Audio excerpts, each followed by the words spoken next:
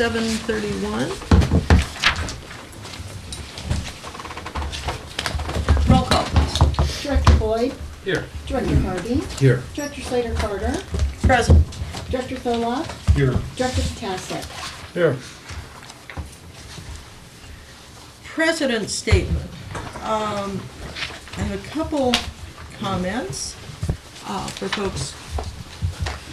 One, we're going to be swearing in our 2 new members of the Board of Directors tonight. It was a interesting and well-thought discussion, and so we'll see. It will be interesting with 2 new members. It's been a long time since we've had new members, so that will be good for the board. The other more important one is that on Wednesday, we will be going before the Coastal Commission to have our Public Works update plan, our Public Works plan update approved. And it's been 10 years since we bought the water district. The staff has worked hard. The community has worked hard. We've had a lot of support from the community. And although we ended our water moratorium, the district's new connection moratorium 3 years ago, the Coastal Commission and the county really didn't want to acknowledge that we had enough water supplies. They were extra careful and really gave us a once-over on making sure we have enough water supplies for the foreseeable future. We kept telling them we did, and with the help of our attorneys and our engineers and our district manager and our staff and a lot of paperwork and a lot of meetings, we finally convinced them that we actually have enough water to take care of new development and homes on wells, and so that converting to the public water system in the urban area. So this is pretty exciting. So I invite everyone to come to the meeting on Wednesday. It's in San Francisco. I believe it's out by Embarcadero in one of the hotels there. You'll have to go to the Coastal Commission website and look it up and see approximately what time we are on the agenda. But it is going to be a huge change for this district. And to be very honest, we will be able to issue water connections. People will be able to walk into the district and say, I've got my approvals from the county. I'd like to buy a water connection. I'm sorry, I broke my ankle on Tuesday. I'm a bit at loss for words today, but so please forgive me. But they will be able to come in and say, I'd like a water connection, and we'll say, here's the amount of money we need. You've got a year to use it. Thank you very much. This district has a policy, I think, that will not change, that water permits will be issued, will be good for a year, and if you don't use it, it comes back to the district. We are not going to establish a gray market or a black market with buying water permits and then sitting on them and then reselling them. So that's the exciting news. I hope to see a few other folks there at the Coastal Commission, and at our next, it will be exciting to announce the name of the first person to come in and buy a water permit from us.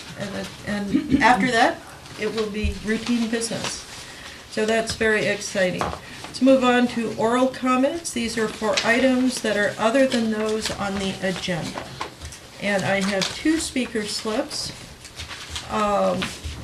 One from Leonard Warren, if you'd like to come up.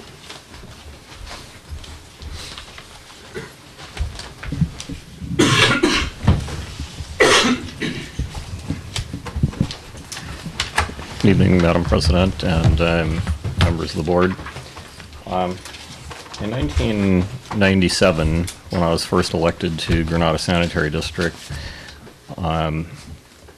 since it was 3 new directors making a new board majority, we immediately changed SAM representatives. And so I was on the SAM board starting in December. At that A time, little louder, please. Can you hear him on the camera? Just, you've got to speak up. at that time, we did not have friendly Half Moon Bay representatives on the SAM board, but Chris Tholog was on the SAM board, and I see him smiling. He remembers this. I played a poker card that Chris didn't know about then, and to this day still doesn't know about, and I'm not going to stand here in public and say what it was, but I engineered Chris becoming the SAM board chair, when most people would have thought that the votes weren't there to make it happen. And I enjoyed serving on the SAM board with Chris. I think that he did a good job for SAM, for the whole coast side. And I've been watching bits and pieces of your meetings recently since Chris was reappointed, and I don't really understand what's going on, and so I just wanted to ask who this is and what you've done with the real Chris Tholog. Thank you, Leonard. Bill Kehoe.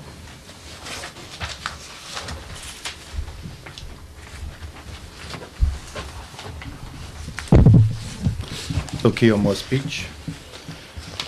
Members of the board, first I'd like to thank Bob Tessick for his over 2 decades of service to the Montara and Moss Beach community. He started out serving on MSD and then MWSD after that was formed. A lot of people don't know this, but Bob has worked hard to provide us with quality service at a very fair price. I've been watching this over the past few years, coming to the meetings, and although we're not always in agreement, I understand what he's trying to do, and he's always done a really great job about it. I was a little bit saddened by the fact that our fish wrap that we call our weekly newspaper didn't do a better job of investigating people that were running for office and the real issues that were facing MWSD, instead of couching it in a bunch of nonsense. But that being as it may, I just basically want to say thank you, Bob. I, for one, who has been watching over the past few years, really appreciate not only what you've done here with MWSD, but also the service that you've done through your church and through the Lions, which also gives back a lot to the coast side. And, you know, I know you'll never bring it up, so I thought I'd bring it up for you. Thank you. The second issue I want to bring up with a different vein, I would actually like to ask the board to set forth a policy on conduct and behavior at MWSD meetings. In the past, there was never any problem where this was even necessary to bring up. But since last summer, there's been a definite hostility going on at the meetings, not only towards other board members, towards the staff, but even, at least in one case, a member of the public. It is no way for public meetings to be conducted. Intimidation, bullying, that kind of nonsense is childish and has no place here.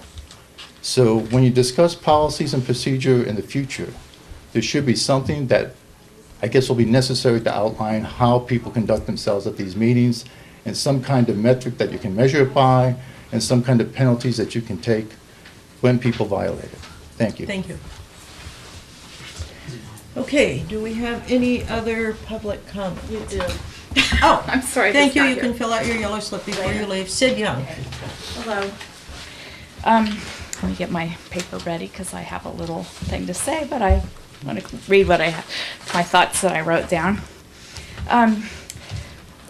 Sid Young, Moss Beach. I just wanted to say thanks for a job well done to Bob Potasic and he and the other longtime members of this board who have worked diligently to assist the users in becoming water aware and conserve the district's valuable source, water.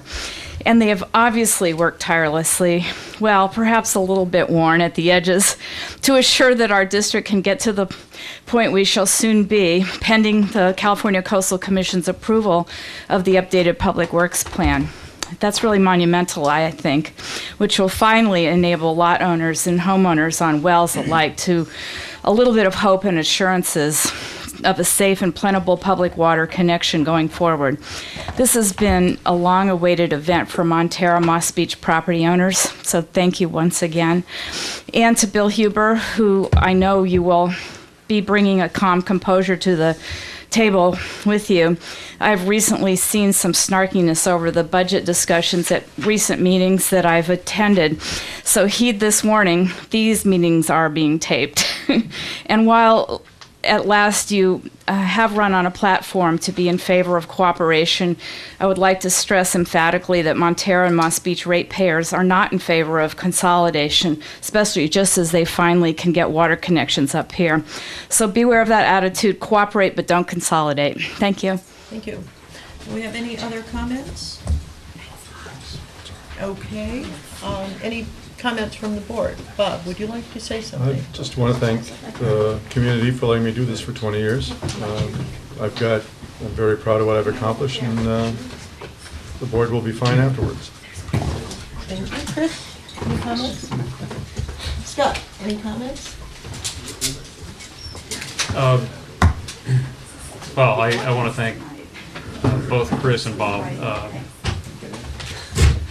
Public service is, you don't really get to appreciate what it takes to do it until you've had a chance to do it. And then after working with people for years, you really start to appreciate the people who show up time and again and put their time and their hearts into the work.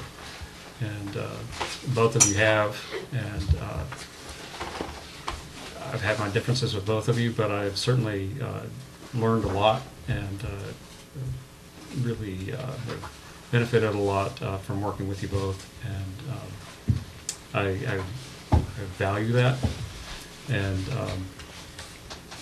I wish you well with all the Thursday nights that you get back, and I'm a little bit jealous, but thank you very much for your service. Thank you. Jim? I'd like to make a comment that Bob, in the 20 years he's been on the board, was the board member who really watched every penny, checked every penny that was spent, every dime, to make sure that it was spent properly. Many times he kept us over to go over the budget and find detail and make sure that the people in Montara Moss Beach got their money's worth and did not overspend. And Bob was really dedicated to that. He was dedicated to the people of Montara and Moss Beach. He did a great job on the financial committee. During the time that he was the finance director, we've always had perfect audits. There has never been a problem with finances, and he's done a great job in the finances during his term. And then I also want to thank Chris for his contribution to the finances. He made a great contribution, and we really appreciate his efforts, and we're all better off by having him here also. But I think it's really important that we recognize the work that they've done. Thank you. And I will close the public comment by thanking Bob for 20 years. I've always enjoyed working with you, even when we've had our differences. You've always had a great sense of humor and a strong passion for keeping this district on the right road. And you have always stood up for this community in more ways than just financially. And the district has been well served by your 20 years. And I want to thank Chris, who has been here only 2 years, Chris? I'm just trying. Year and a half. Year and a half. For all the for all the time you did this time, but you were there for 4 years? 8 years. 8 years before that. I'm sorry, I'm so bad on time. But 9.5 years you have also put of your life and your passion into making this district a good district that serves and represents the community. And I deeply appreciate the fact that you do this, both of you, and that I'm sure you will continue to keep an eye on us, and feel free to tell us when we need to know that we need to maybe adjust our position a little bit. This district is an agency of the people of Montara and Moss Beach. It is the only one directly elected only by the people of Montara and Moss Beach. And you both have made sure that the people always have a voice here. And I think that's really very important. Thank you very much for your time and your service, and I look forward to continuing to hear from you in the future. There is no public hearing. We're going to do the consent agenda, and then with the approval of the board, I'd like to move new business items 1, 2, and 3 to follow the consent agenda. Item 1 is review and possible action concerning certification of the results of the November 5, 2013 consolidated election. Item 2 would be review and possible action concerning the administration of the oath of office by the Honorable Judge Quentin Kopp, retired, to the newly elected board members. That would be Bill Huber and Dwight Wilson. And then number 3 will be review and possible action concerning the Public Works Plan Amendment hearing at the December 11, 2013 Coastal Commission hearing. The state law will have our new board members seated tomorrow. So we're swearing them in tonight, but Chris and Bob will continue to be seated for the duration of this meeting. And so that's, and then the other agenda we'll move into the old business and then talk about district policies and do our reports. So, consent agenda, gentlemen. I have a request that perhaps you handle new business items 1 and 2 in advance of the consent agenda. I think there's going to be discussion there, and delighted to see you here, Your Honor, and would like to perhaps give him an opportunity to participate in what he's doing and then not stay through the rest of it. Gentlemen, you've got 2 proposals. That's fine with me. I'll just note that there's 3 to swear in. Oh, that's right, Jim. We've got Jim to Let's swear not in. leave off. Thank you. Anyone here. Thank you very much. Fine, let's move new business then, items 1 and 2 up to prior to consent agenda, and then we will have item 3 after the consent agenda. So, item 1, review and possible action concerning certification of the results of the November 5, 2013 consolidated election. So we received the official certificate of the Chief Elections Officer of the Sanitary County. We have it attached, and it certifies that Jim Harvey, Bill Huber, and Dwight Wilson have been elected to the office of Director of the Montara Water and Sanitary District for 4-year terms. And we're asking the board to adopt a resolution declaring the results of the district election held on November 5, 2013. Okay, and that is resolution 1557. Do we have a motion? I would so move. Motion by Chris, I'll second. second by Scott. All those in favor? Aye. Opposed? Abstentions? Motion carries 5-0. Item 2, review and possible action concerning the administration of the oath of office by the Honorable Judge Quentin Kopp, retired, to the newly elected board members, Dwight Wilson, Bill Huber, and Jim Harvey.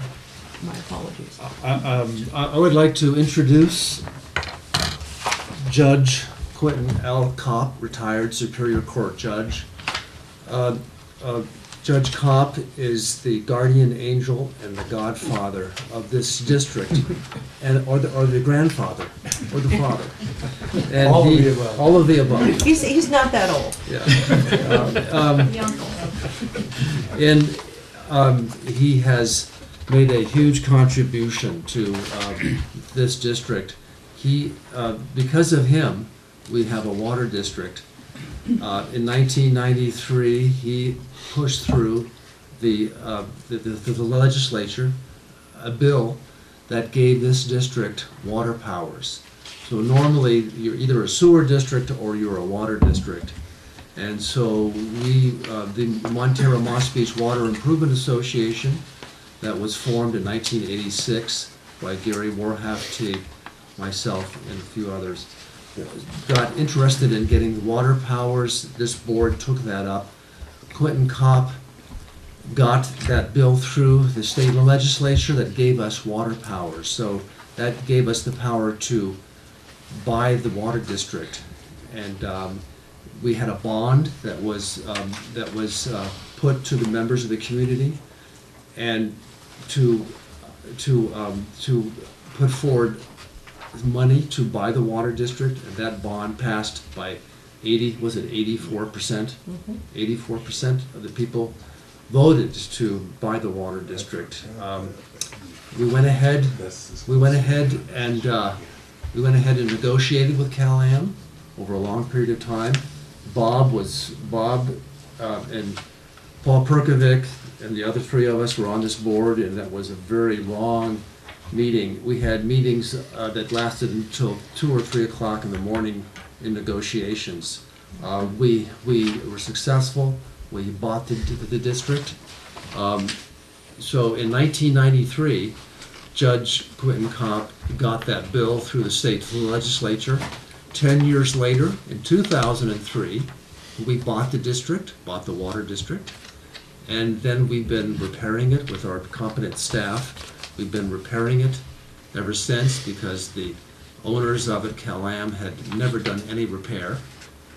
And they'd done just maintenance to keep some water flowing, but no overall repair. And then 10 years after that, in 2013, we've ended the moratorium.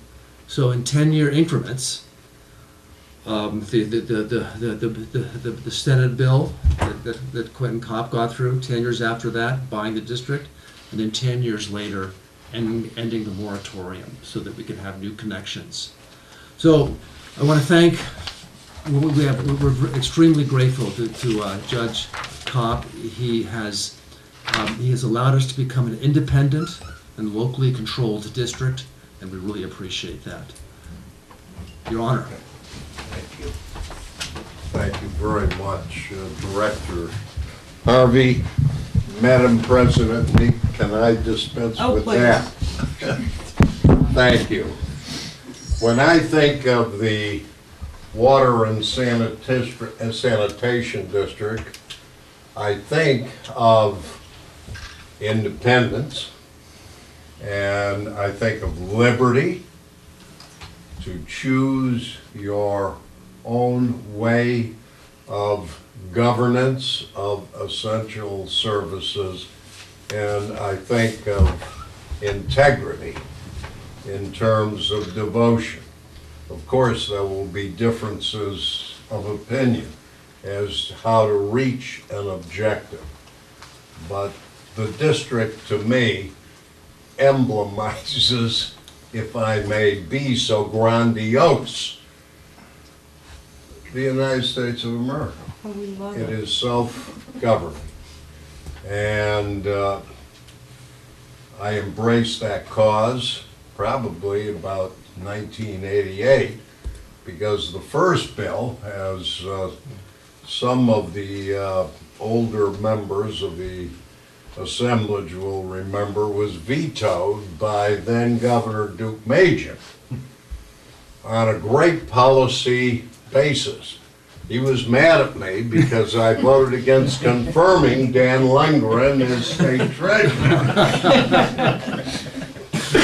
But a couple of years later, with a new governor, the bill was reenacted and signed, and during all that period of time, we had to battle those rascals in Redwood City, who for some reasons they can explain to themselves find it offensive that this district exists and continues to exist. And from the reports I've heard in just the last half hour, exists even more sufficiently and strongly than it has in the past. And I thank you for inviting me to participate in this occasion, which is another important occasion in the history, the honorable history of this district. I therefore would ask that Bill Huber stand and get somewhat formal by raising your right hand and repeating the words of the oath of office, which include identifying your name without prompting from me. As I say, I, Bill Huber, excellent, do solemnly swear do solemnly swear that I will support and defend that I will support and defend the Constitution of the United States the Constitution of the United States and the Constitution of the State of California and the Constitution of the State of California against all enemies, against all enemies, foreign and domestic, foreign and domestic, that I will bear true faith and allegiance that I will bear true faith and allegiance to the Constitution of the United States to the Constitution of the United States and the Constitution of the State of California, and the Constitution of the State of California, that I take this obligation freely that I take this obligation freely without any mental reservation without any mental reservation or purpose of evasion, or purpose of evasion, and that I will well and faithfully that I will well and faithfully discharge the duties discharge the duties upon which I am about to enter. upon which I am about to enter. Congratulations, Thank you very much, Judge. Mr. Director.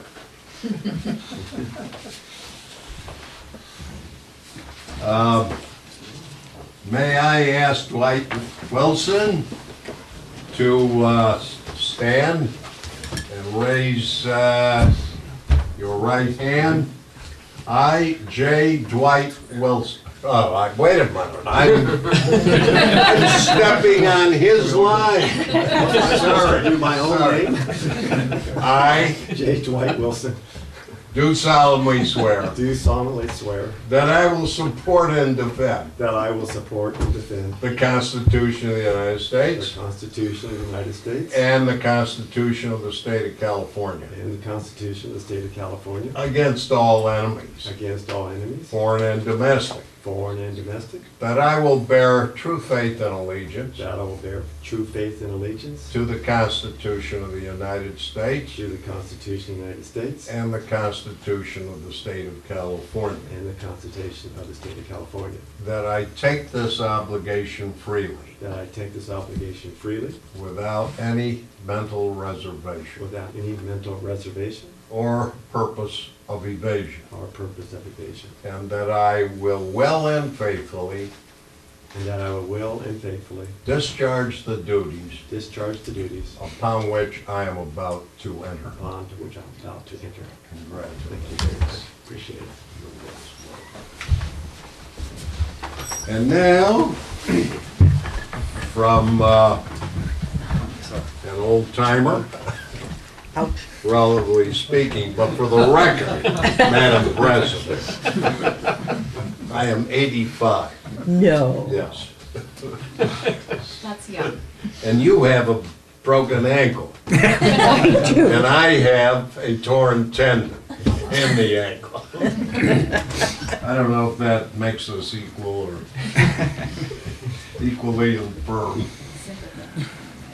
I I, Jim Harvey, do solemnly swear do solemnly swear that I will support and defend that I will support and defend the Constitution of the United States the Constitution of the United States and the Constitution of the State of California and the Constitution of the State of California against all enemies, against all enemies, foreign and domestic, foreign and domestic, that I will bear that I will bear true faith and allegiance true faith and allegiance to the Constitution of To the the- United States to the Constitution of the United States and the Constitution of the State of California, and the Constitution of the State of California, and that I take this obligation freely and that I take this obligation freely without any mental reservation without any mental reservation or purpose of evasion, or purpose of evasion, and that I will well and faithfully and that I will well and faithfully discharge the duties discharge the duties upon which I am about to enter.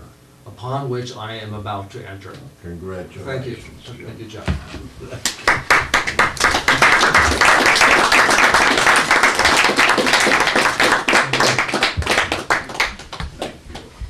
Thank you. Thank you so much, Quentin Kopp, Judge retired.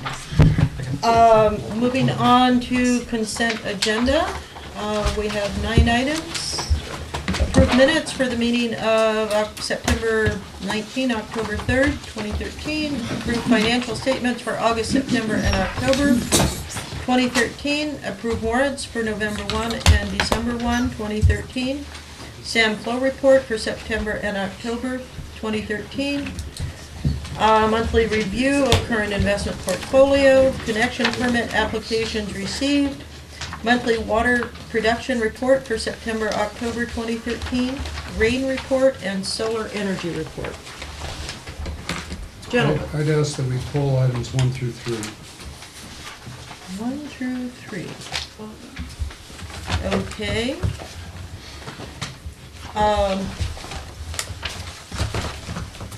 Let's have approval then for 4, 5, 6, 7, 8, and 9. And I would suggest that we put items 1 through 3 after new business. I move approval of consent agenda items 4 through 9. I second the motion. Thank you. All those in favor? Aye. Aye. Items 4 through 9 are approved. Let's move on to old business review and possible action concerning district strategic plan. If I may ask that we move the new business item, review and possible action concerning public works bond amendment hearing. Oh, that's right. Before that, because we have some paid consultant that. Thank you, yes, and I have that in my I notes. think And would appreciate if they could leave. okay, let's move, and let's discuss the public works plan amendment. It's important. I hope lots of people will stay for that. Let's go that way. So, Catherine already introduced and Jim already introduced a little bit the significance of the Public Works Plan amendment. To recap, we had in February 11, we received, now years after the takeover of Montara Water and Sanitary District of the water system, we received and adopted a first master plan update. So that master plan update considered 6 years of operational data showing well production and water demand under MWSD ownership. And this master plan update determined that we now have a reliable supply that is sufficient to meet peak day water demands, and further shows the significant achievements in water conservation. I think that's a big highlight here for everyone to note, that without our customers, we would not be able to do this. This was achieved partially through the district being proactive and putting infrastructure in the ground, making improvements, but the other side is that we have a public that is very well aware of the water issues in the region and has been doing their share to conserve. And this is really what we're seeing here. Everybody has participated to make this happening. And now the district's water availability has changed so favorably that now, for the first time in over 30 years, connections to the district water systems are considered. And then in March 2011, the board approved revisions to the district code that repealed the moratorium on new water connections. And a water connection charge study was completed then subsequently and adopted in April 11. So the first steps were already taken in 11. We then saw an LCP update that was approved in 2012 and specified that the district needs to amend its public works plan to allow new domestic water connections. So district staff and the master plan committee were authorized to prepare an amendment to the public works plan. This amendment is now scheduled to be heard at the December 11 California Coastal Commission meeting in San Francisco.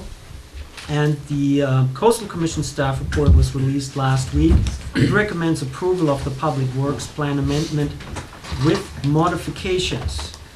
If the Commission approves the amendment, this board will be asked to confirm the amendment, including modifications, at a subsequent meeting by resolution. So what we're going to ask the board is to review and discuss the amendment and Coastal Commission staff suggested modifications. Then authorize board president and general manager to recommend approval of the Public Works Plan amendment and suggested modifications.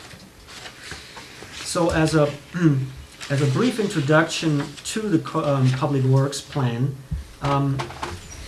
essentially we're going forward, we're saying that we have now a number of gallons, 128,000 gallons per day of water supply available for new connections that can be used. The Coastal Commission is telling us that a specific requirement for Montara Water and Sanitary District as a specific requirement to preserve 80,959 gallons for priority uses.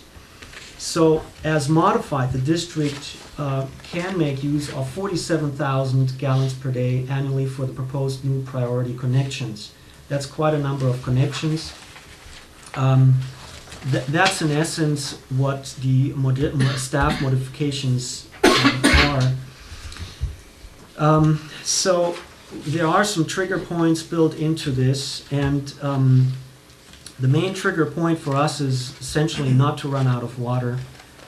If the district achieves, there's a number of monitoring required that we're doing together with the Coastal Commission. So we're looking on an annual basis at the number of connections that we issued.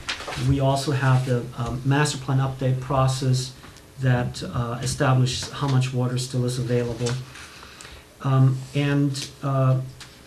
If the district should reach 90% of the capacity that we now can make available for further use, then we would initiate another Public Works Plan amendment. So what this essentially tells us, we shouldn't relax, we should continue to look for new water sources starting tomorrow, essentially. We have the full team available to answer any questions. That means we work with the Public Works Plan Committee, Catherine and Scott on this. There is a lot of number crunching that our water engineer and that is Tanya Yurovsky and Lisa Pizzino did for us. And we also have Mark Montara available. He was helping us as special counsel guide us through through how coastal works and to achieve this as best as possible.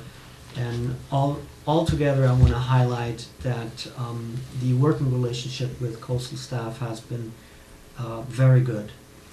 Of course, I would hope that this would have happened much sooner, but I would have to say that they have been working very diligently on this, and so have we. Let's hear from Mark and first, and then from Tanya after that, and then we'll have public comments. Commissioners, I'm Mark Montara. If you go up there, Mark, the camera gets to see you. I don't just get to be a voice in the dark. No. Can you hear me? Yes. Commissioners, I'm Mark Montara. I'm an environmental lawyer that works very closely with the Coastal Commission. I want to congratulate your staff and, of course, all of your efforts over the last many years now to update your public works plan. We've been working with coastal staff now for well over a year and a half. And as Clemens said, we've made some terrific progress. The document that's before you now, that's on the Coastal Commission's agenda, that's set to be approved by the Commission with a staff recommendation for approval next Wednesday. By the way, they're meeting at the Radisson. Thank you. and down in the Marina District, right? Oh, So it's okay. it was Fisherman's Wharf. Yeah, Radisson at Fisherman's Wharf. It's on Beach Street. That document represents the fulfillment, and this is sort of the 10,000-foot view of this, because there is, 75 pages of minutia, and there's a lot of stuff to quibble with.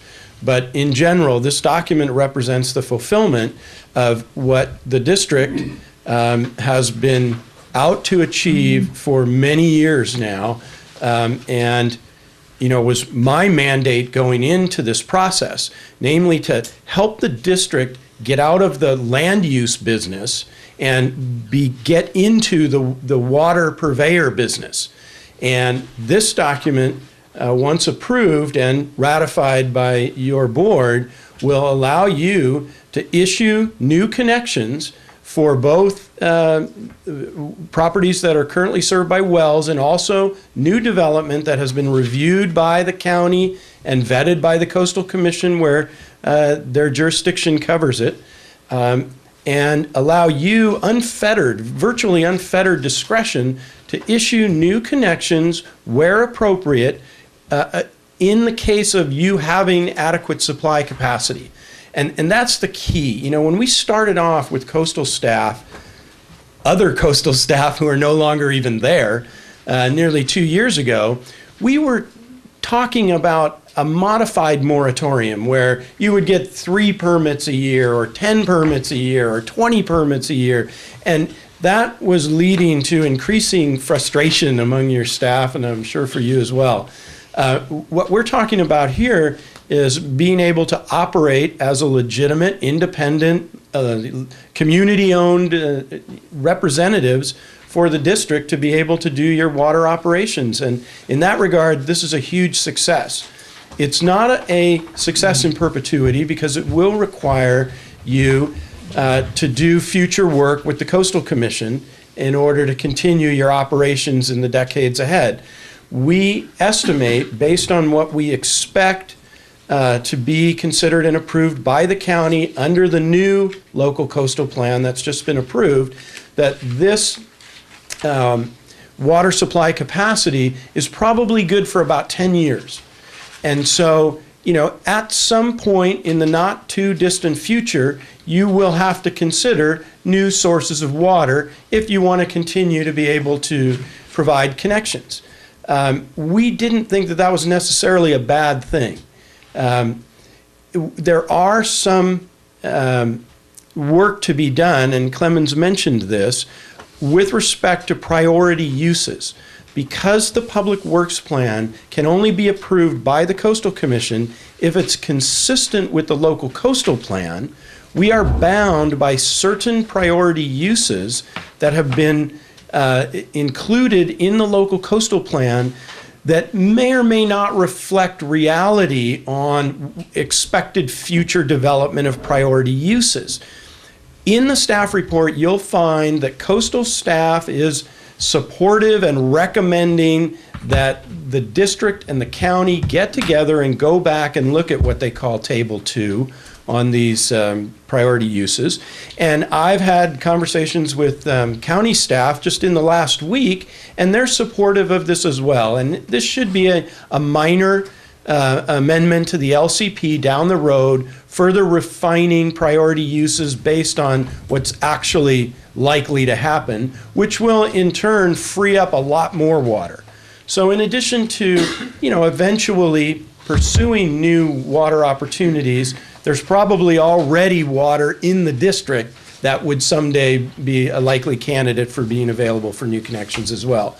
So overall, I'm really excited. I think that this represents a dramatic step forward, and we're happy to talk about any of the detailed questions that you might have. Thank you. Thank you. Tanya, would you like to comment? I support everything Mark really said, everything for ourselves, for everybody. We worked as a team. We like how it came out there, and willing to recommend to support this recommendation of the staff of the Coastal Commission. Good. Okay, public comment, I have one speaker slip. If anybody else would like to comment, please hand them up. This is Judy Taylor. Do I have to get a microphone? Please.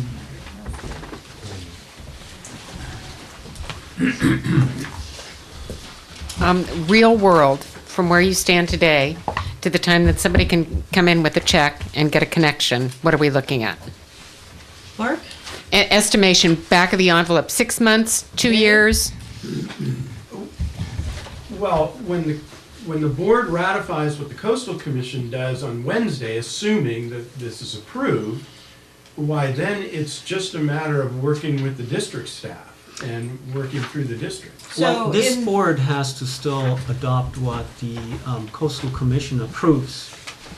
So if that should be the case, then if everything goes according to plan next week, then we're ready to present this on the 19th, which essentially means in January we Final expect. certification should take place in January by the Coastal Commission. Okay.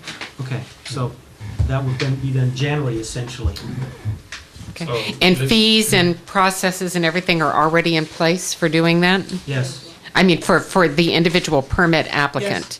Okay, Yes. okay, good. Could you go over those timelines, what they are now? That's not necessarily on the agenda. You're welcome to come in. I meant for the camera, I already know. I was at that meeting. Is it available online, Scott? Oh, yeah. So it's available online for folks for the camera. You leaving? Okay, let's close the public hearing then and bring this back to the board. Do we have any comments from the board? So, when we brought Mark in, Excuse me, Judge, thank you.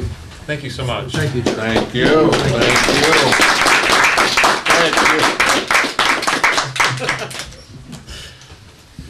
When we brought Mark in, Mark mentioned going from land use, getting out from underneath that and getting to being a water provider. At that time, the LCP had not been updated and was still being negotiated by the Coastal Commission and the county, and was a point of great contention, and it was obviously going to take some time. During that time, we had determined through our conservation efforts that we had the water to be able to serve.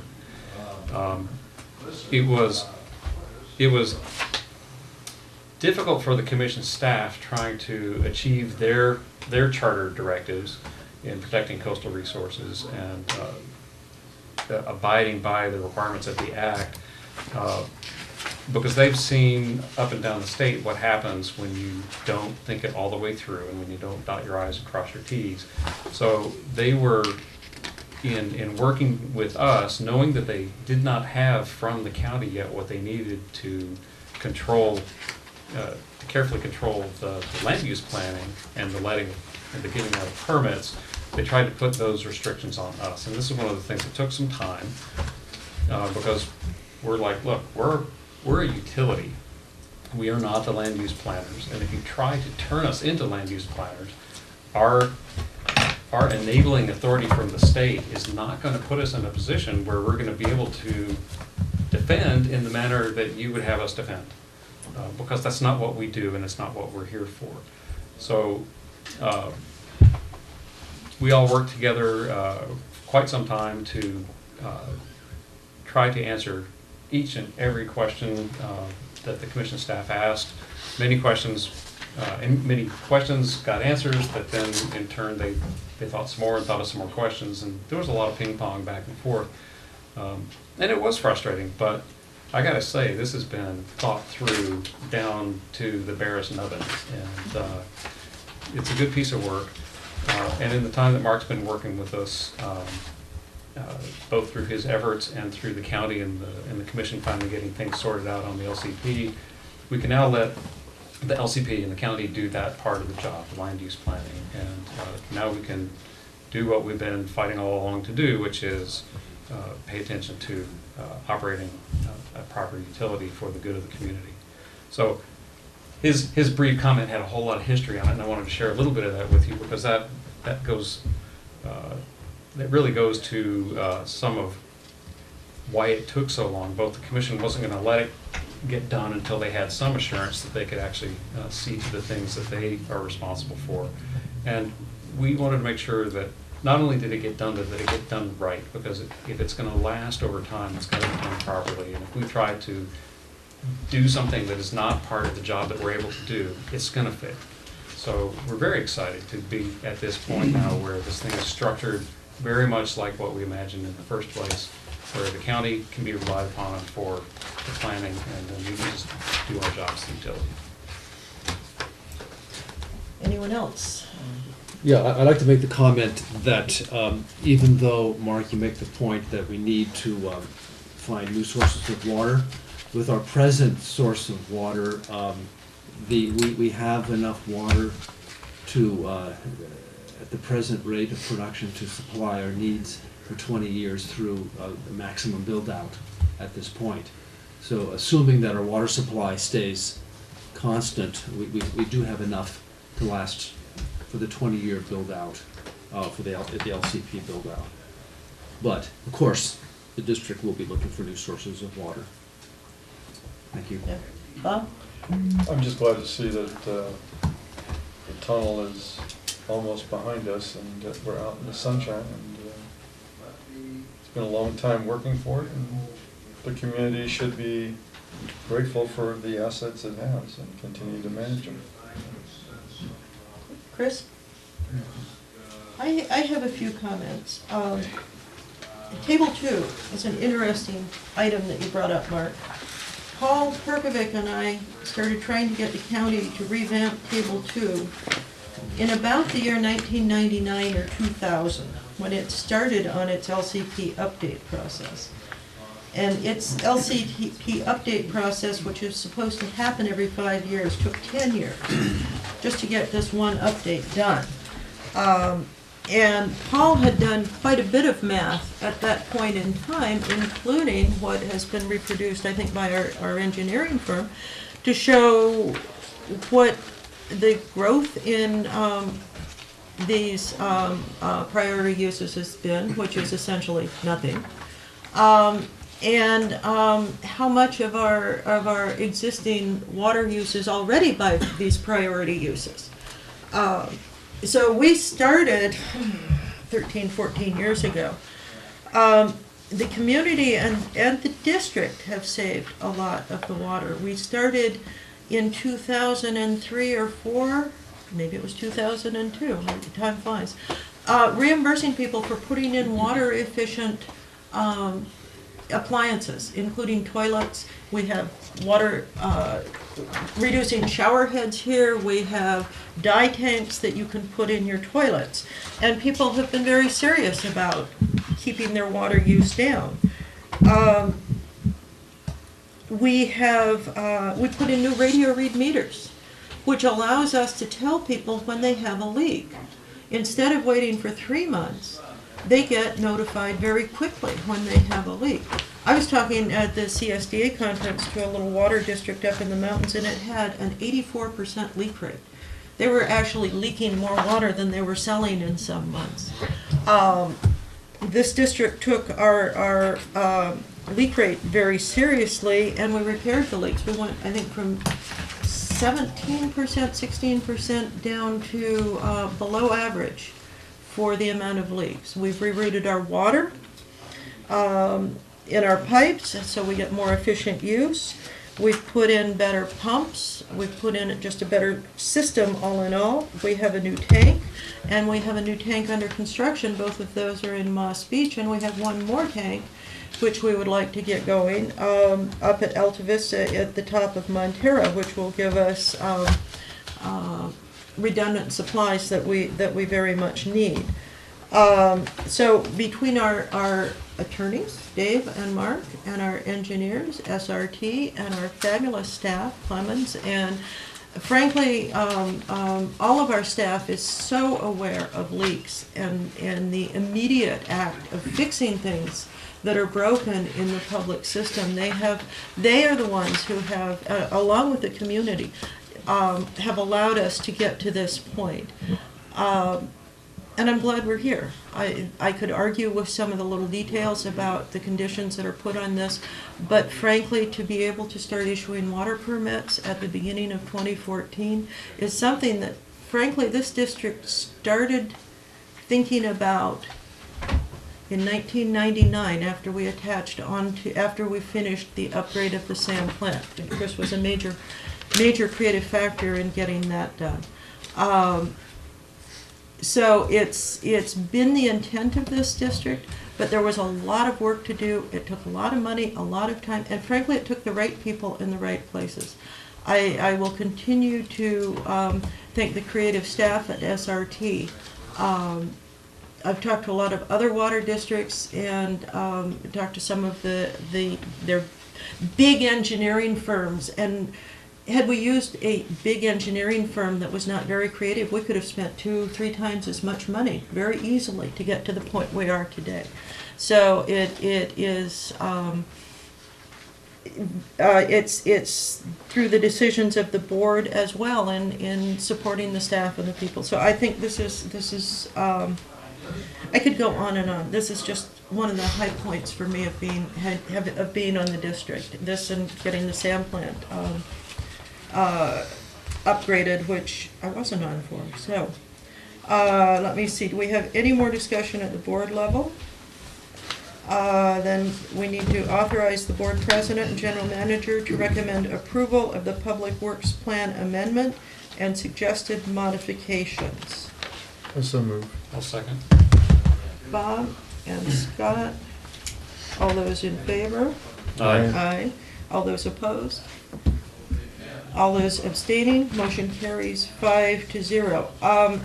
I would like to, barring any objections, I'd like to go and speak for the district on Wednesday to be able to thank the Coastal Commission and their staff for working with us on this and getting us to the point where we can start issuing connections in 2014. I think that's a great idea. Okay, hearing no objections, then let's move on to the next item, which is old business one, thank you. Review and possible action concerning district strategic plan. And before Clemens launches into it, I want to say that I'm the one who has raised this issue and has been pushing it forward. 20 years ago, we became a water district. We got the water district powers, rather. 10 years ago, we were able to buy the water district, and now I am looking for this district, both the board and the community and the staff, to give this board direction for the next 10 years.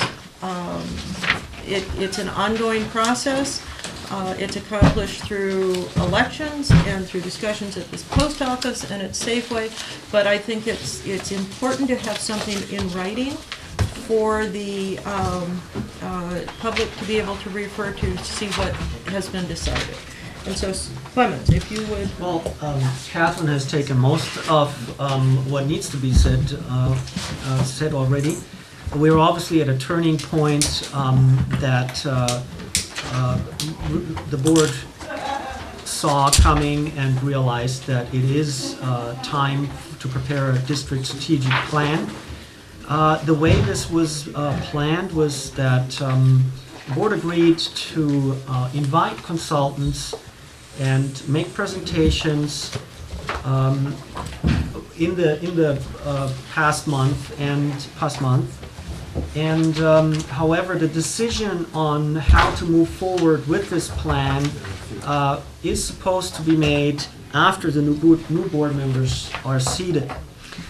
So we essentially received 3 proposals from reputable firms. We have heard at the October 17 meeting Brent Ives from BHI, and he presented his firm. Tonight we have Martin Rauch with Rauch Communications here, and he's available to present his firm and answer any questions the board might have.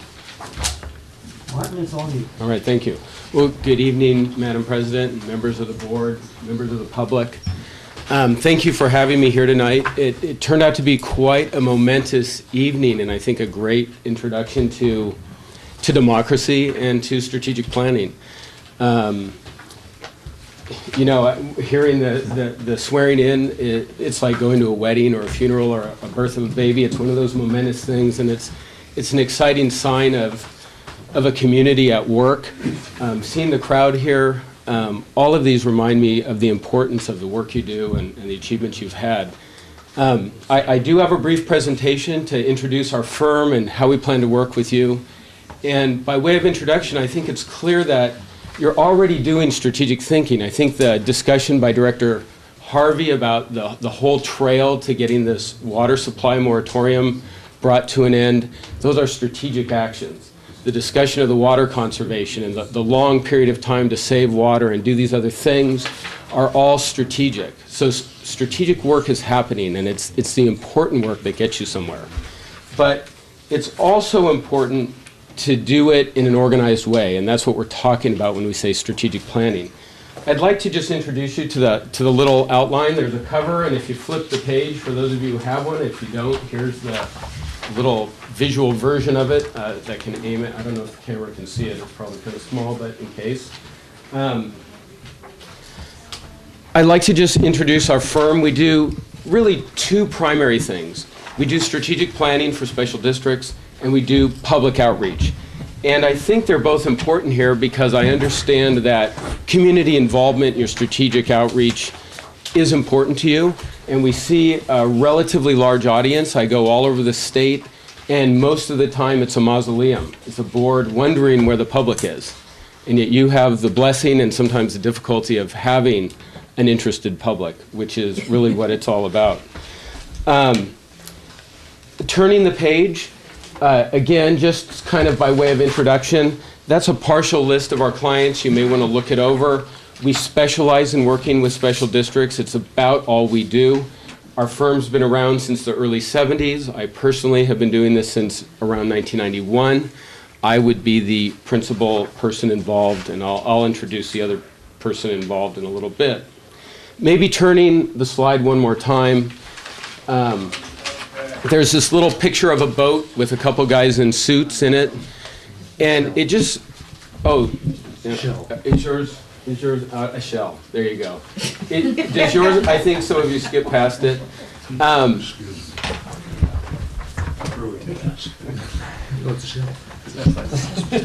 He's a man of the world. Yeah, there. I need to watch what I demonstrate if I don't totally know what I'm talking about. Don't break the other one getting there. No, I'm fine, thank you. She's getting a wheel. Should we pause for a second? Patience.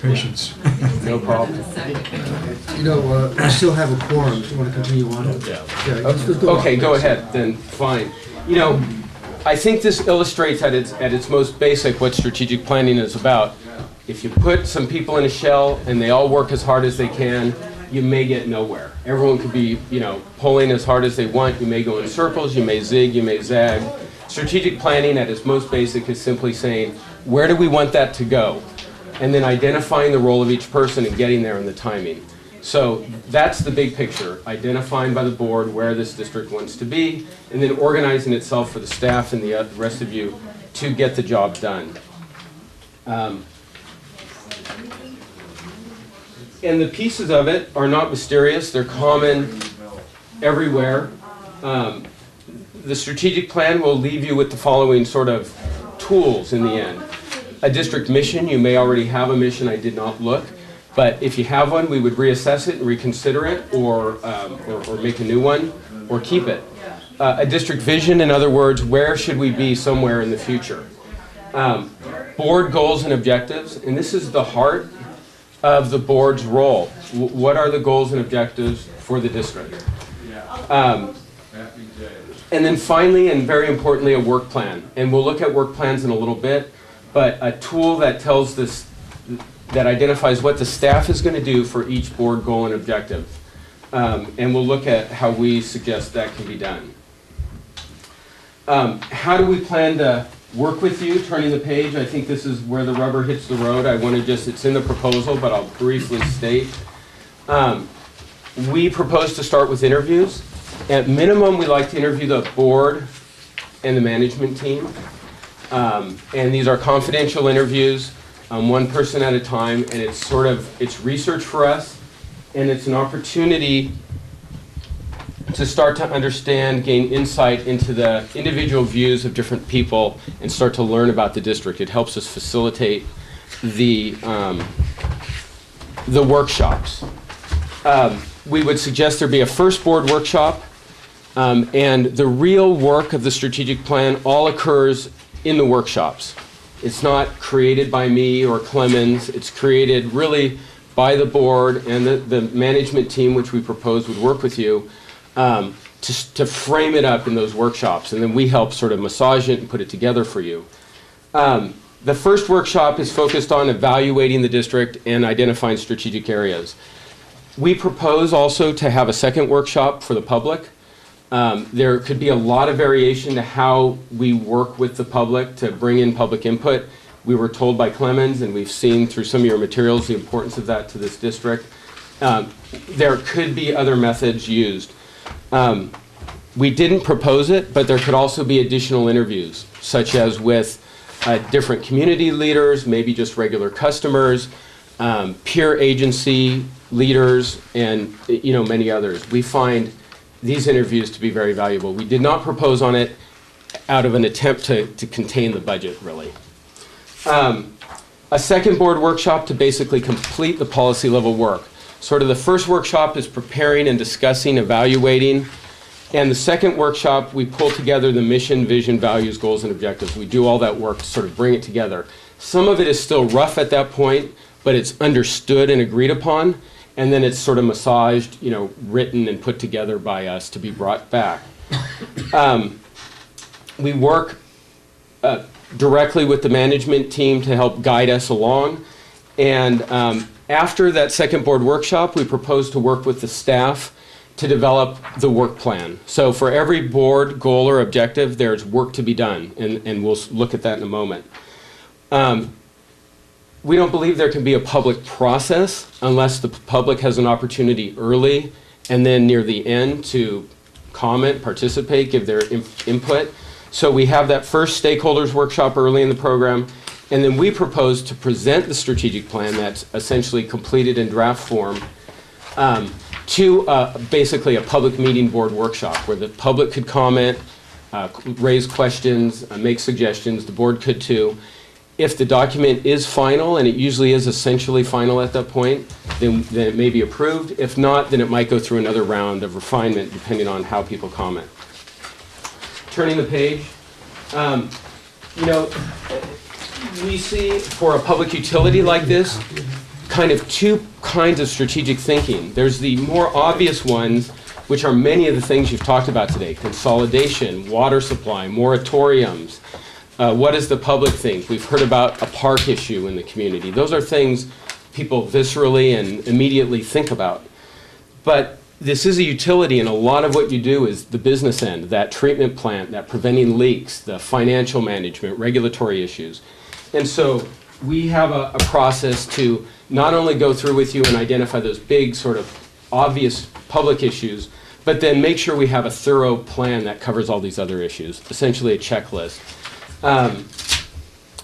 Turning the page, I think one thing we believe is that none of this should just be nonsense. None of this should just be words. We want it all to be meaningful. And here's just one example. You talk about mission statements, vision statements, and everyone's eyes can gloss over. They usually just sound like they were created by a computer or before computers by who knows what. Here's a vision statement from one of our clients. The bottom sort of bolder statement is what I want to point your mind to. Here was their vision. This was a wholesale water agency in the Los Angeles area. They're served by Metropolitan Water District, another bigger wholesaler. And they were worried about what they would do in droughts or if Metropolitan Water District failed to deliver. And so their vision was quite simple and very clear and even measurable. They wanted to develop and implement a regional water supply reliability plan that would permit their service area to successfully meet its water needs in the face of a future prolonged drought and or cutback of 20% in imported supplies. Very clear, very fundamental. To an outsider, it may not sound like much, but that's a multi-decade project for these people. And it was the core of what they wanted to achieve. And it's not just mumbo jumbo. You can say, are we doing this or are we not doing this? So turning the page, a vision, a mission, those are some of the bigger pieces. The next layer, we call them goals. Goals and objectives are used in different ways by different people, but we call the next layer goals. The goals can sometimes sound like just sort of nice words, but in every case, they are meaningful for the client. And I think I'll turn the page. You can look at, these were goals, 1, 2, 3, 4, 5. Here's 2 of the goals from a real client. If you look at the bottom under assets, plan, provide, and maintain district facilities and other physical assets to achieve reliable and efficient district operations over the long term. Sounds basically like just nice words. When you start to see it all come together, you see how it can become meaningful. For this district, 2.1, how are we going to get that? We need to develop a needs assessment for the headquarters, operations, yards, treatment plant, and other facilities. We need a property plan. Other agencies may not do any of these things. They may do completely different things under assets. You could read them. But in every case, they're meaningful and they matter to each district. Turning the page to a work plan. Again, this is the most important, I guess, in the end, workaday part of it. This is one page from a work plan. At the top in dark blue, you see a goal, water supply. Develop and maintain a high-quality water supply that meets the needs of our community. A fairly simple statement. If you look to the bottom of the page in light blue, 1.2, an objective, complete phase 2 of a particular study. And they describe a little bit about what they want to achieve with that study. I won't bother really to read it here. But if you look at the other columns, if you look at the top, there's a numbering system that's logical and systematic. Goal 1, objective 1.1, work plan items. The second column, P, is a simple prioritizing system. In this case, they chose a 1, 2, 3. And while that's simple, it basically says, if it's a 1, we're committed to doing it. We feel we must do this. If it's a 2, we really want to do it, it's important, but we'll drop it in favor of a 1. And if it's a 3, then it's also important probably, but we'll drop that before we drop a 2. It just gives you some sense of what's important. And sometimes this simple prioritizing can be more meaningful than you think. Let me give you just an example from a few weeks ago. We were with a client that provides water. They're an agricultural agency. Water supply was their priority. They kept saying, water supply, it's number 1, it's number 1. They're an agency that depends a lot on working with their neighbors. They have all sorts of water agreements. They need to be able to cooperate with people. And they've been in a fight with all their neighbors over water quality issues for very complex reasons. Well, they decided that water quality was their top priority because they can't advance their water supply cooperation until they solve their water quality fights with their neighbors. And so, sounds simple, but it was at the end of a long process, almost on the last day, that we finally straightened that out. And the manager has told me recently he's really pleased because the water quality issues are very difficult. They're going to take years to unwind, and he hadn't been putting the sort of intense energy he needs to because he was always worried about water supply. That direction made a difference. But moving on, there's always a lead person. You'll just see names here. We believe someone should be responsible so you know where to turn. It's just accountability. This one has a column for board if there's a board committee. Status, those are just miscellaneous comments. And then some kind of rough idea about time, even if it's just summer of 2015. I want to show you one other work plan to just demonstrate the idea that we always work in a customized way with each client. This work plan is a little harder to read. Its natural size is 11 by 17, not little like this. But if you look at the categories at the top, strategic line number, that's our strategic planning numbering system. You see that 1.0, 1.1, that's just our common one. They tie it to their budget, so each item was then linked back to their budget, which we always recommend, but we don't necessarily think that's going to happen in year 1. Sometimes takes a few years to link a strategic plan to a budget. We could talk about that if you'd like. They have a project numbering system, so they link these new strategic planning projects to their own numbering system. They have a project manager, a project name, a project description. They have some budget information. We're really concerned about money in this case. Progress notes, and then timing. And I think you'll see the timing can matter. The very top items, they're very hard to read, but the very two top ones, their most important project in this case was a water recharge project. It was too expensive for them to afford, yet it was legally mandatory for a variety of reasons. The due date was 2022. That's a long way away. A higher priority to actually work on in the near term was getting some funding for it. So lower, if you look lower on, they have a task to get bond funding or grant funding. But then they had the second item, 1.1.2, which is basically, if we don't have grant money, in 2015, we're going to start figuring out how we can pay for it ourselves, giving them 7 years of lead time. And so they're very round kind of planning numbers, but it allows an agency to really understand what's happening in the future and sort of plan for it in a logical way. And again, these tools can be varied and managed in different ways to work with your organization's management and administrative functions, planning functions, but they all have these kind of features. Turning the page to the slide 13, kind of summarizing. These plans provide both the big strategic guidance and then more focused guidance in the near term for a district, a useful and realistic work plan. They can be integrated with other parts of district planning. A lot of times in year one, if you work with our system, you just do a basic plan. We take account in the work planning with staff of other work you're doing and other budgetary issues to make sure it's realistic, but we don't try to aggregate them. In the end, it's most effective if your budget, your other planning, your work planning, if it's all seamless and it goes down the way.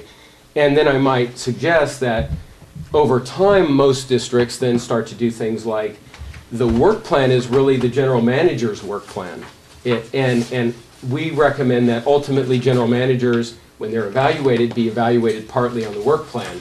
Ultimately, the executive staff, they have parts of the work plan, and they can be evaluated part on that. You can start to make it a little more seamless, but all of that would not happen in year one. It's just too many moving parts, to do at once. Turning the page, a little bit more about our experience. I've been doing this since 1991, our firm since the early 70s. We were deeply experienced in it. We work with communities like yours, special districts like yours, all the time. We're deeply experienced. We're experts on special districts. We teach and train at many district conferences, and from our experience working with them, water and wastewater are particular areas of expertise, but we work with solid waste, we work with park districts, we understand a lot about these issues. Our work plans are meant to be accountable, practical, and useful. And the whole approach is designed to get to the point and get it done. You're a small organization, essentially, and basically kind of no wasted effort, no extra words that don't matter. I won't go into the resume very much. It's in the proposal, but I will say that I would be the principal facilitator. Our firm was started by my father, who's in his 80s, but just as robust as Mr. Kopp. And he would be working in the background, sort of professor emeritus, helping me in the background. But it's really a one-man job. I also have a staff that helps type things and organize things. But you would be working with me directly. Turning the page, there's some quotes from clients. You can read those at your leisure, but I'd like to just point out 3 of them on page 16. Thanks for your assistance with this long overdue process. Great workshop outcome.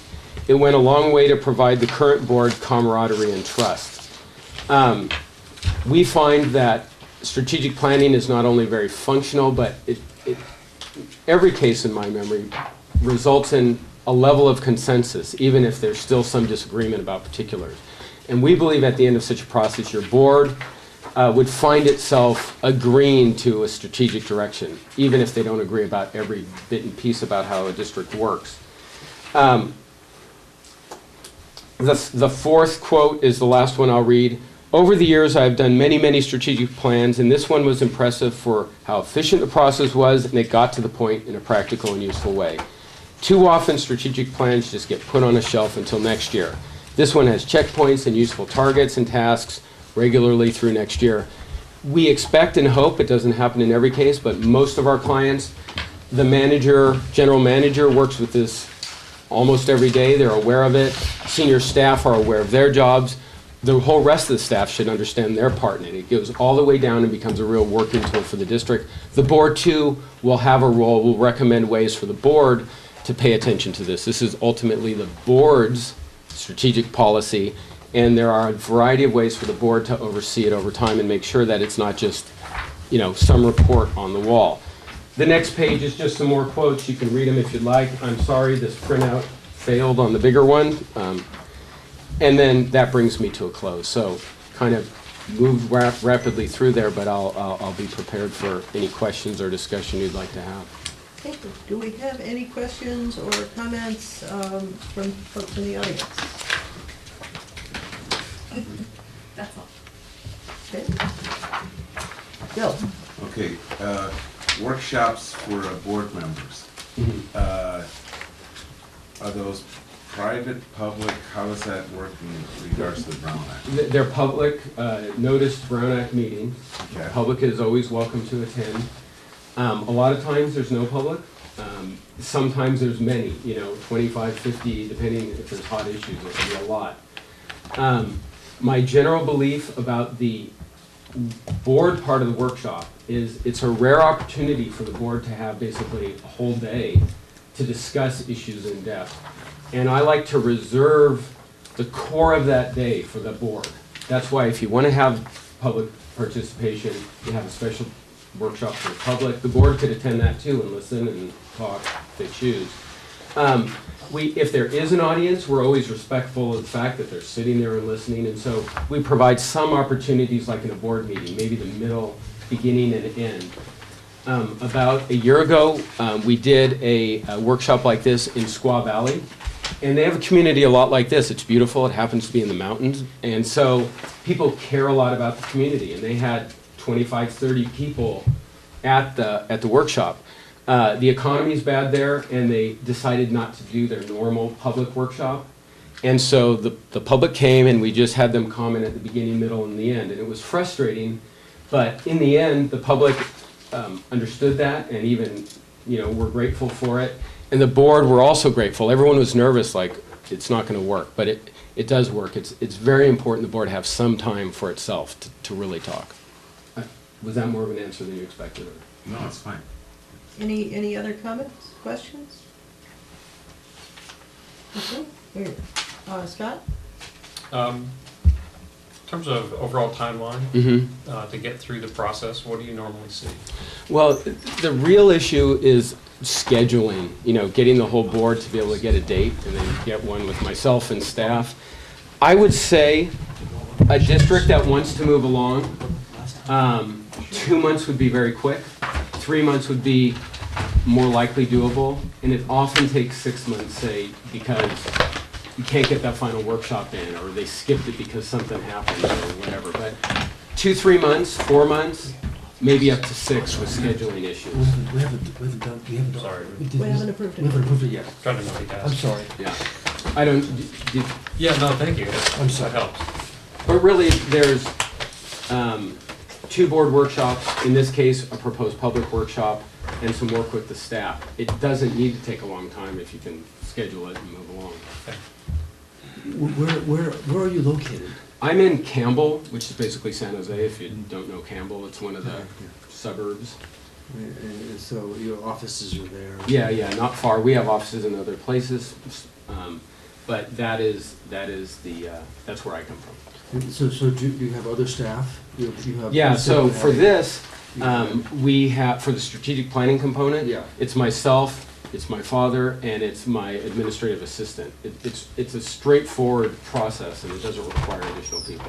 But for your other clients in other parts of the state, do you have other staff working with them directly? No, we do as many strategic plans as I can do.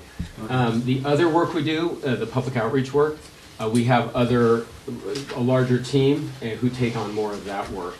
But we schedule as many as, we do as many as I can do, which are,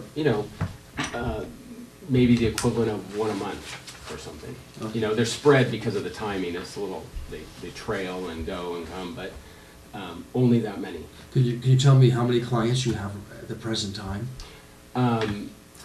Of strategic planning or all Yeah, clients? strategic planning. You know, I'd have to pause because there's proposals, there's things that are long delayed, but, you know, maybe 4, 5, 6. You know, I have 2 or 3 or 4 proposals out. I have a couple going. I was at a client this week. We're just starting. I just finished one a week ago. So they're kind of overlapping in different patterns. A handful. Okay. Thank you. Bob? Just a question about your client list. I'm assuming this is all the ones you, obviously you have dealt with. They're not active, as we just... No. Yeah, no, some are long gone, some are Right. current, My- and the list isn't complete either. Realizing that you're, you know, doing a strategic plan, you don't need to be an expert in the field, but I noticed that just from water and sewer, is your sanitary client list is about 16, not even 20%. So do you focus more on water for a particular reason? Do you have more expertise in that?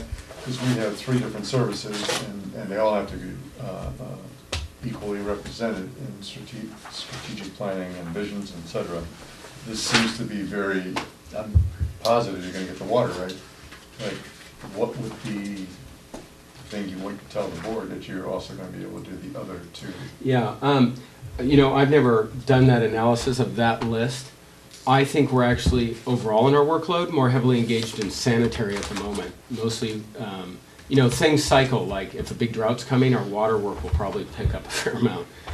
Right now, we're in a multi-year period of maybe 5 or more years of probably about 75–80% sanitary in our overall work. Mostly because of regulatory issues, people conforming to new, you know, SOS requirements and building treatment plants that were built in the 80s and things like that. Recycled water's heavy on us right now too. So no, I would say we're about equal in water and wastewater, and I'd say things like solid waste would be 3rd, and then it all trails from there. We've done vector control, we've done hospital districts, and you know, practically any, you know, air pollution control, practically anything else you can imagine. But all those start to become way less. Well, I always get interested when people call us a water district. We are. No, I'm aware. Yeah.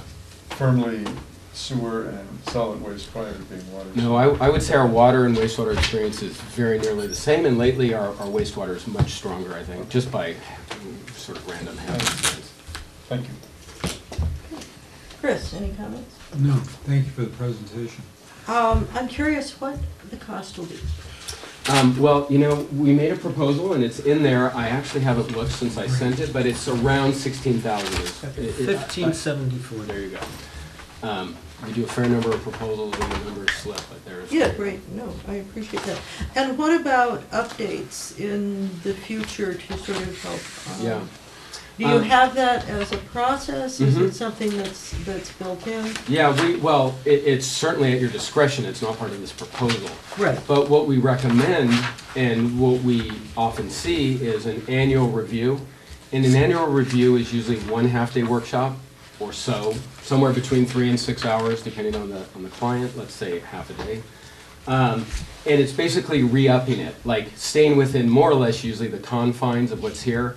But it's basically reviewing what's there and asking if something should change or be dropped off or eliminated or be adjusted, and then rolling forward the work plan, you know, another year forward, and sort of just moving the whole process so it stays fresh. Every agency is different. We have some clients that do that every 2 or 3 years. They find they just don't get through enough that they want to do the process. Right. I think annually is best. I think usually the board, we usually suggest the board review, get a report on the progress quarterly or biannually. Usually maybe after somewhere between 3 and 5 years, you sort of need to go through the whole process a little more heavily again, sort of like starting again. Right, okay. Good, well, thank you very much. Thank you. For your time, and we will be having one more presentation in January, right, Clemens? Well, so we would ask actually the new proposed board on how to further proceed with this next. So we invited the 2 candidates that I found were the best fit. We have a Okay. third proposal from, what is the Barbara and Gonzalez, and we're staying in contact with Barbara and Gonzalez. So if the board would like to, we can invite a third candidate. Okay. But we will simply bring this up at the next meeting, and the board's wish was that the decision be deferred Right. until after the new board is composed. Is seated, yes. That's what we're planning on doing. Good. Okay, thank you very much. Thank you all. Have a good evening. Thank you. Let's go to review and new business, review and possible action concerning district policies. Okay, so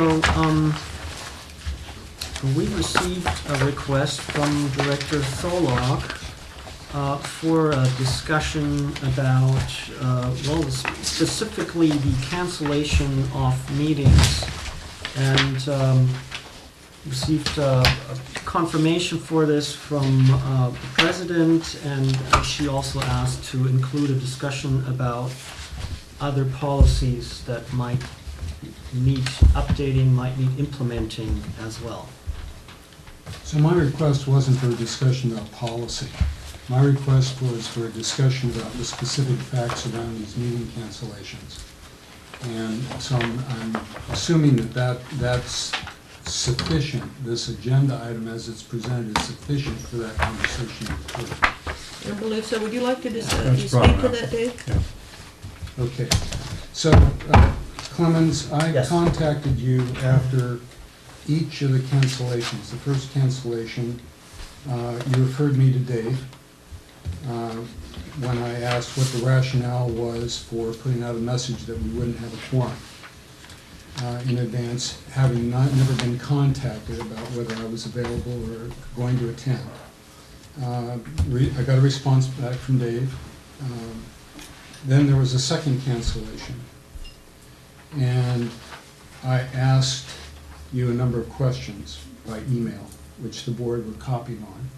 And you copied the responses back to the board. I've got some questions about your responses. First question was, under what authority, law, or ordinance were these regularly scheduled board meetings canceled? Your response was, please refer to Dave's prior email that explains how meetings are canceled under the Brown Act. So for the home audience, I'll read that response from Dave. The only legal way to cancel a regular meeting would be by adopting an ordinance that would repeal the ordinance establishing the date, time, place for regular meetings. Likewise, the only way under the Brown Act that a regular meeting doesn't occur is when a quorum does not appear. So I asked you, what was the rationale for these cancellations? And your response was, absence of business requiring immediate board attention.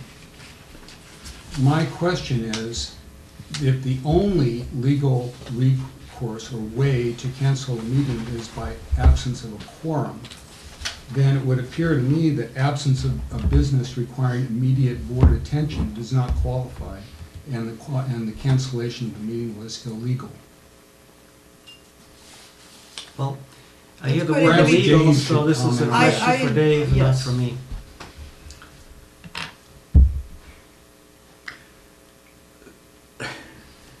You know, I was just taking a look at the law. What's the direct question? Chris? Yeah. Your statement was the only way to Yeah. cancel a meeting Yeah. is that there's a lack of a quorum, or a quorum does not appear. My response is in the legal context. Yes, of course. The Brown Act requires that a public agency establish, either by ordinance, resolution, or motion, the specific time, date, and place for regular meetings. So you don't have to convene a meeting all the time. It's just straightforward.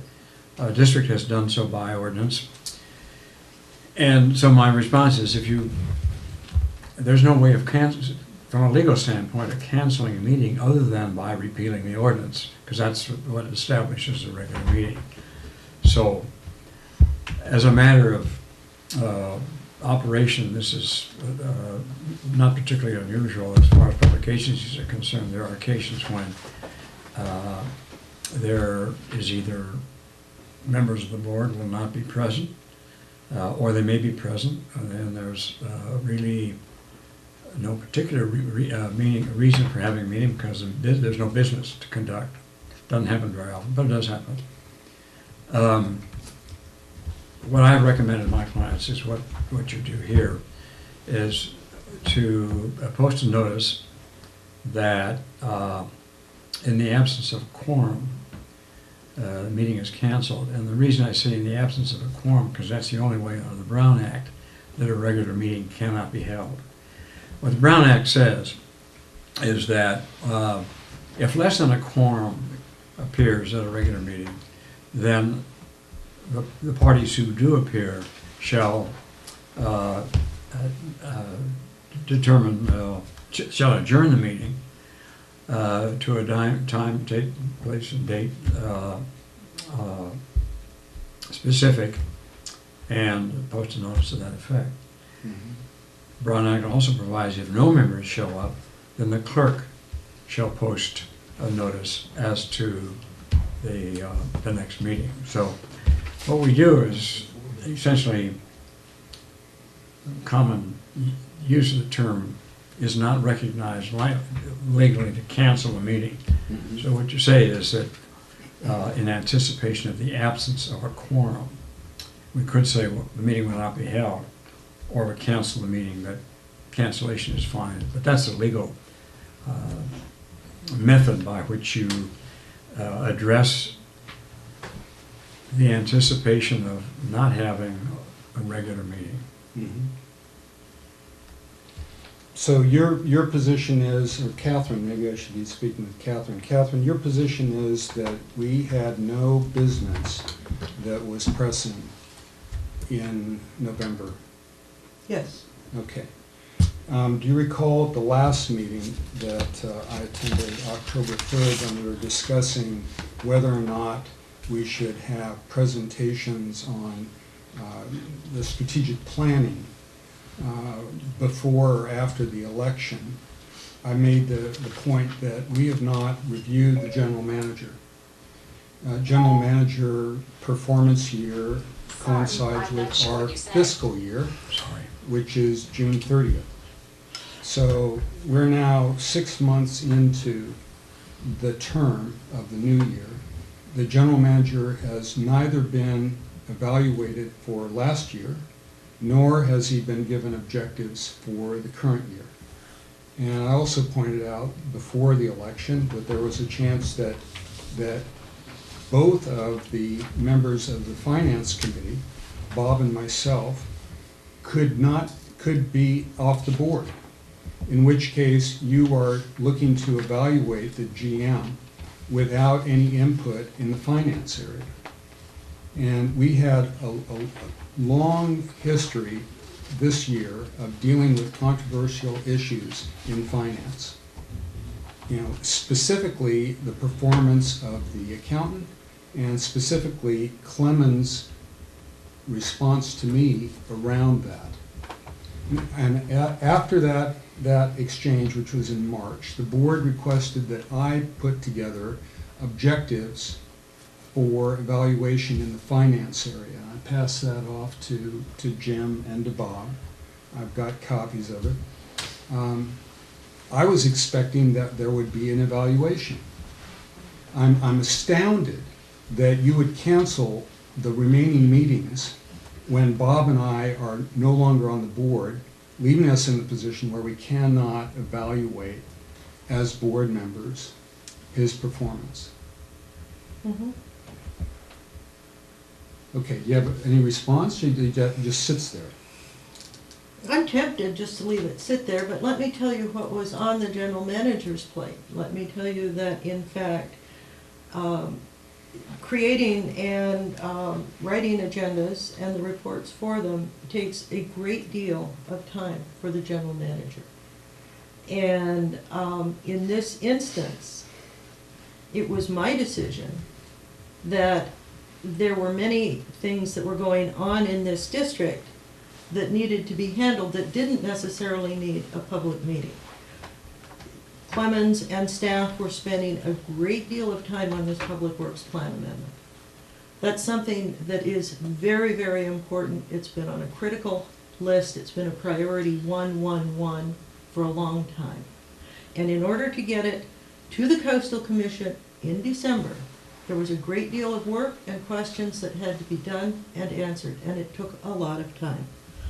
In addition to that, we have well rehab going on wells. We have tank construction. We have other policies that need to be looked at, and that's just one of them. And it was my decision that, in fact, that personnel evaluation could go on later on. We've got your questions. We've got your comments. You're very clear. You're very concise. You're very articulate. And so it was my decision that we had other things that were a higher priority to the district. So you took it on yourself to take that action. No one communicated to the other board members that it's unprecedented, just for the audience. It's unprecedented that there be two cancellations. I want to object there. Your question was, do you recall any cancellations in both months? And my answer was, no, I do not. I did not go down there. Don't interrupt me. Excuse me, Chris. I'm sorry. You can be pleasant too. I'll be pleasant. I'm certain that we have canceled both meetings in a month. So have plenty of other agencies around us. Not in the past year. Well, Okay. okay, let's go back. Wait, no, stop. We're going out of control again, and I don't like this. And I think it's beyond our board policy. This is why I put... What board policy? What board policy? We're talking about a Brown Act violation. We are not talking about a Brown Act violation. We were working under advice of attorney.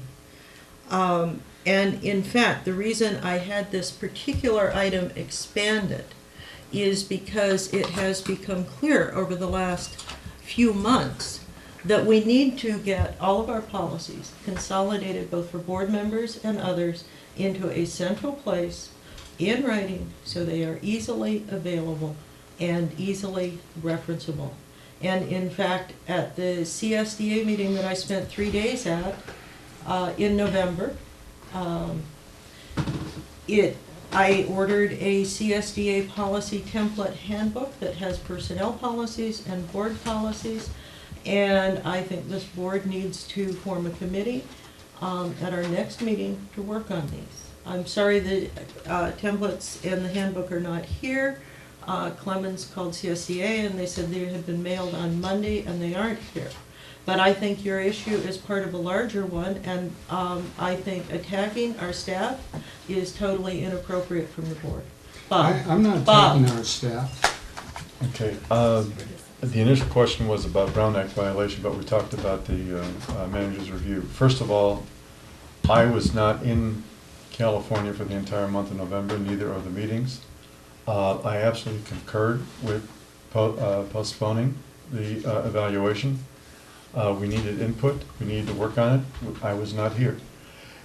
Any plan that is in effect or continues to be the plan of record, whether or not there is an evaluation in between or not. So it is not correct to state that there is no plan. The manager would be working under the active plan. The fact that the evaluation will cover the period that it has to cover will happen when the new board sitting will do the evaluation.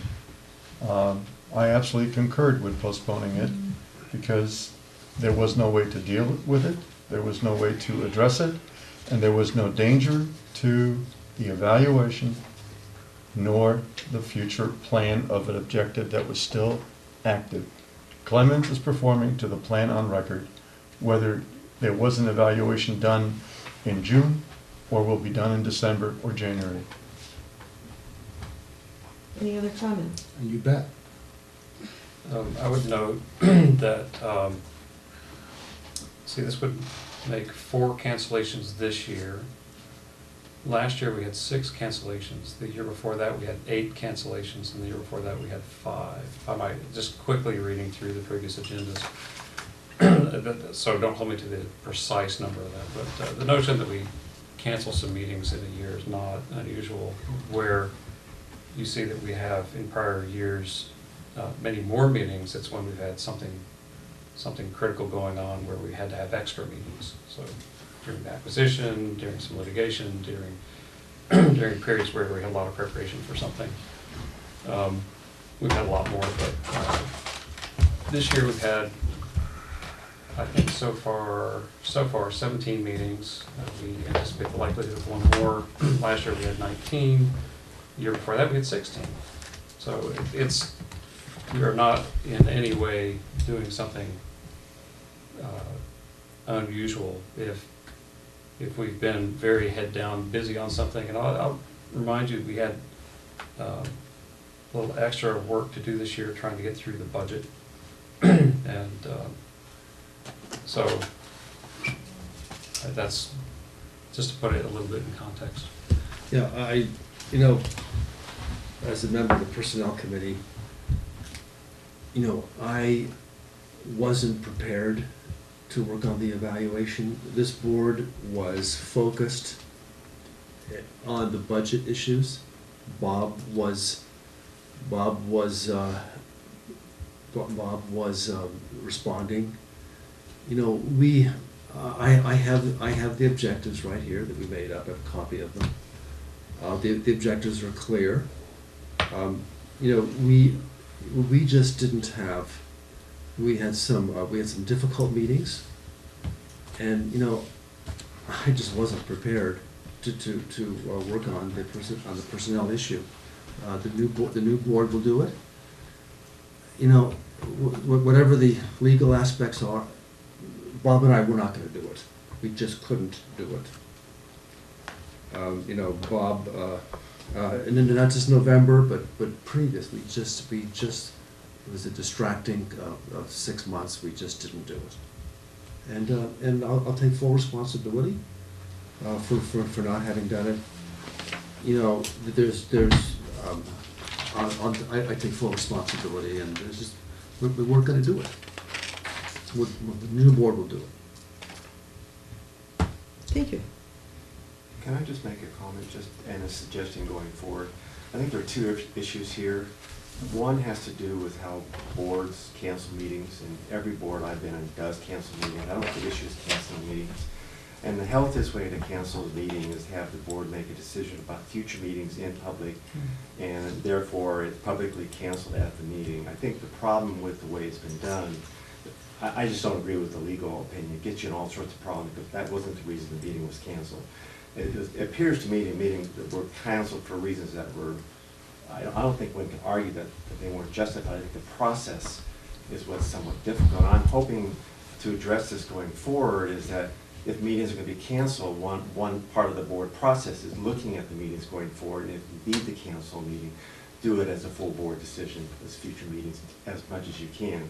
Because the justification of just saying it's very difficult for a board chair of anyone, because of the Brown Act, you can't go talking to everyone about anything anyway. So my recommendation, certainly what I will be wishing we do, if we have to cancel, we make it as one of the discussions at the full board, and we do it in public, and that gets you out of all these issues about the wording, verbiage, and everything else. Yeah, I might Thank you. point out that frequently meetings have been canceled by the full board when there's when the information is available. That's right. To the board to do that. You just do it by motion, and then we go through this process of the posting the notice. I will also note that I was out of town for both meetings due to a death in the family, so that would have left 3 board members, which is a bare minimum of a quorum, but probably not enough to get done what you needed to do since the Personnel Committee was not here. Well, actually, I raised that as one of the topics. Let me just state for the record that I think Clemens has done a great job. So what I'm describing is a real fundamental flaw in process. It's the responsibility of the board. Now, since I'm not going to be here for his evaluation, I'd like to say something about what I think his performance has been. I mean, I look back at how he handled the labor negotiations, which were protracted and difficult. And I thought he did a superb job with that. The capital budget that we dealt with. We brought the tank online, the wet weather flow project came online. Great projects. They were done economically. I don't have any problem with that. The Coastal Commission situation that we've been dealing with, and that was agendized tonight. We've been, at least for the last year and a half, I've been part of this. I've been watching that progression. He's worked very closely with Mark Montara and the Coastal Commission staff. I think he's done a superb job with that. So my issue isn't Clemens. I've had some rough spots where we didn't agree in terms of what was going on with the finances, but I found him very receptive to my suggestions, very supportive. I thought he did a good job working with Mays and Associates. So let me just be on the record that I appreciate Clemens, and I think he's done a fine job for the district. I think that the only problem is that there's not enough of him. And that's a problem of having such a small district. I mean, he's superb in terms of operations. Is he a little light on finance? Yes. But look at the packet we have tonight. For the first time in my memory, there's a listing of variances and causal explanation. That's great progress.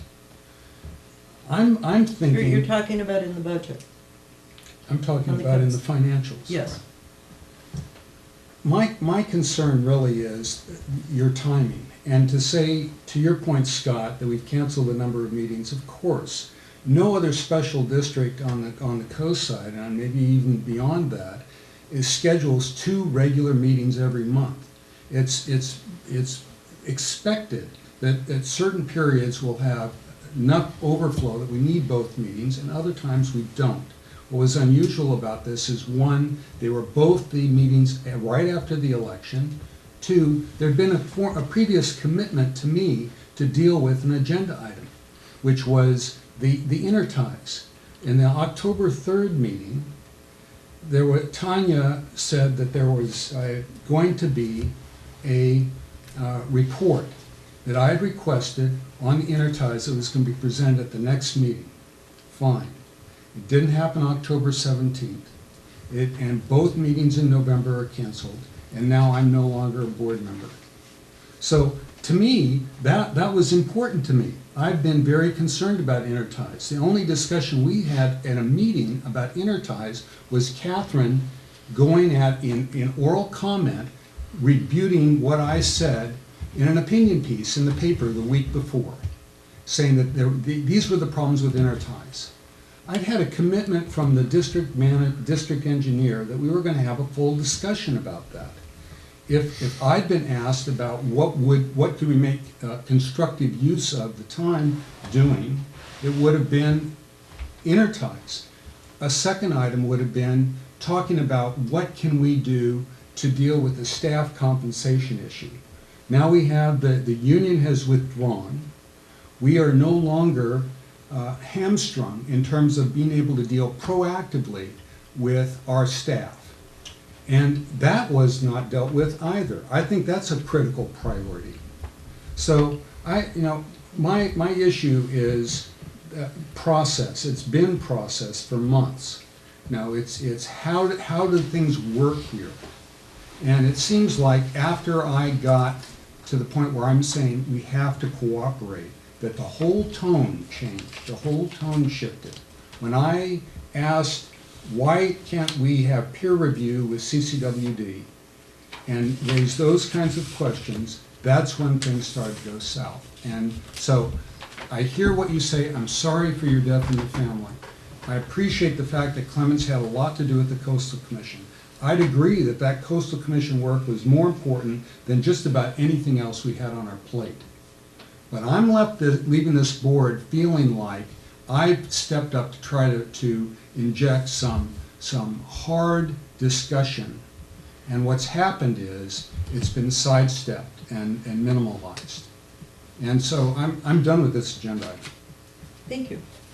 You know, I will note, however, that this is your opinion, you're welcome to it, you're welcome to come and sit in on further discussions about interties, but I took very seriously your comment about the strategic plan and waiting until the new board is in. And in fact, many of these things that you just discussed are things that will be taken up by the new board. Dave? well, I just think about, to maintain compliance with the law, sometimes that is, seems inconvenient. And admittedly, when you follow regulations, they can be very cumbersome. I think what may be said is that perhaps the chair and the president and the manager were confronted with a situation where they had a question of whether there should be a meeting or not. So, understandably, they went ahead with this process of cancellation by following this somewhat contrivance about the absence of a quorum. I suppose the alternative to that, and the chair or a majority of the board may call a special meeting, but that would end up with a situation where you call a special meeting to cancel a regular meeting. That's the kind of legal hoops you have to go through. I don't think it's likely to happen very often. At one time, the district only had one meeting, but once you acquired the water system, you deemed it appropriate to have 2 meetings, and that's why you have 2 regular meetings. So. Thank you. Good. I'm going to hand the gavel to Jim. I'm exhausted. And Jim, you can take up the remaining items on the consent agenda and the district reports. Thank you very much. Thank you, Catherine.